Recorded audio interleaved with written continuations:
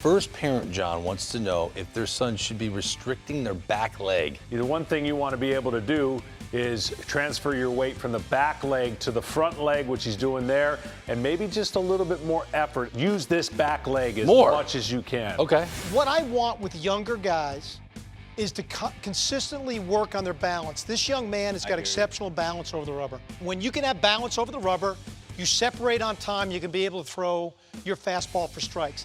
The one thing I would encourage him to work on right now, he should be on a long toss program because his arm speed needs to get better. And at this age, all young players should get on some form of a long toss program to increase their arm strength.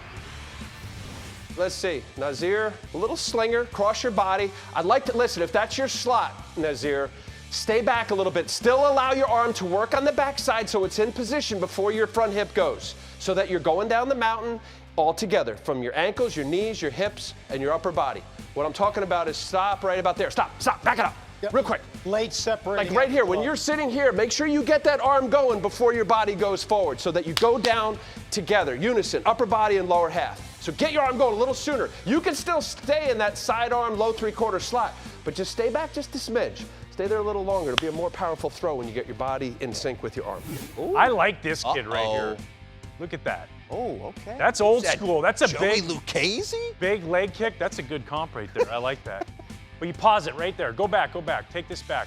And I at first watched him and I looked at Cole Hamels, Matt Moore, guys lefties with big leg kicks, but when they were leg kicking, they actually get their knee inside their elbow. He actually gets his knee keeps his elbow inside of his knee, which is kind of very Lucchese-like. Yeah. You know? And he drives the ball downhill as you roll this. He gets good direction. You see that? He gets on top. A good finish. He's finishing through. He's not spinning off. He's not coming around the ball. That's a nice clean delivery right there. That's when you're seeing something like that, you're like, oh, that's something that stays healthy. Our next guy, Dennis. Watch Dennis. Look at the extension that he gets right here. The only thing that I would like to watch Dennis have him work on a little bit, he kind of wraps the ball when he takes it out. Watch this arm right here. See how he wraps it? It puts a lot of strain and a lot of stress on the shoulder when you wrap it. Now, there have been some really good pitchers. Rick Sutcliffe comes to mind. Watch the wrapping here. He takes it out of the glove and he wraps it back around.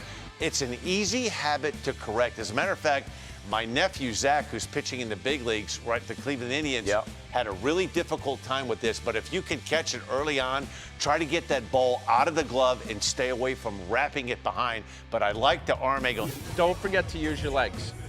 So when you feel, once in a while, when you do what's called flat ground or dry throws or shadow boxing, when you get through your leg kick, I want you to once in a while stop. Because you want to go down the mountain together from your ankle to your head.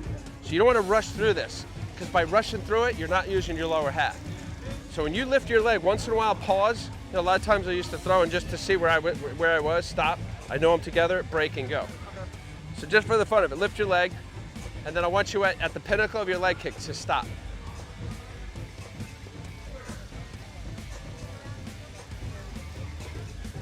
Yeah, and then here you're gonna break and you lead with your hip and you just go down the mountain together. Yeah.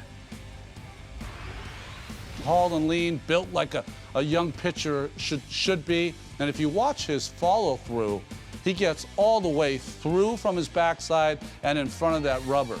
Also, his arm, foot hits, arm, almost looks to me like Max Scherzer with that real pronation of the elbow with the arm coming later. But this kid has a very athletic move. This kid right here, I like this. He gets a good, hard delivery. Ooh, okay. You know, gets downhill playing, he stays on top of the ball really well.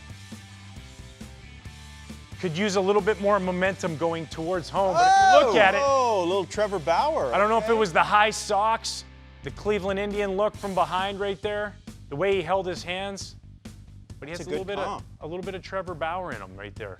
Kind of driving, finishing towards first base a little bit, but when you're a young guy and you're throwing, right, this is super important. Try your hardest to focus on sending all your momentum towards home plate. I love that this is a young lady that is pitching high school baseball and the change-up curveball combination for the strikeout and tips a cap right after the strikeout, a little Dennis Eckersley, as she tells this hitter to go sit down. No, you didn't go there, did Yeah, big hook, flip the cap, go sit down. Oh, hey. Love it. Mechanics look good. I will probably take that arm out of the glove a little bit sooner to try to get the extension that I need on that arm. See, his glove position is good. His landing is good from his legs. I'll close it a little bit more, but I will work a little bit more on the extension on the arm. Of all of the videos I saw, this was my favorite.